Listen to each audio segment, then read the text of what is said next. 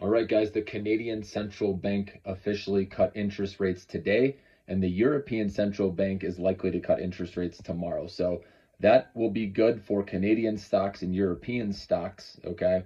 So you might want to look at some of those. So, for example, with Canadian stocks, I know the solar sector is obviously interest rate sensitive. So you may want to look at Canadian Solar, ticker symbol CSIQ. That could be a good play because of that announcement today with the interest rate cut in Canada. And then also Shopify is based in Canada, so they may get a lift as well from that, okay? And both of those stocks are way off their highs, so I can see those going up.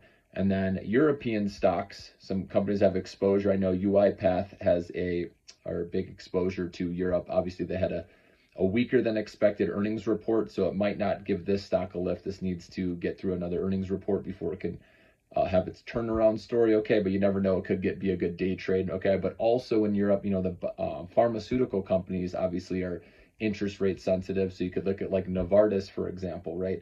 Novo Nordisk, right? These are based in Europe, okay? Or Sanofi. There's a lot of different companies. Again, it's whatever sector or industry you like, okay? But those are some areas where you could look, the Canadian stocks as well as the European stocks, and you can day trade them or short-term swing trade them, based on, the interest rate cut. So European Central Bank is most likely going to do, it's not for sure yet. So make sure that does happen. And then, like I said, you could make a good trade with those stocks. And like I said, I think the U.S.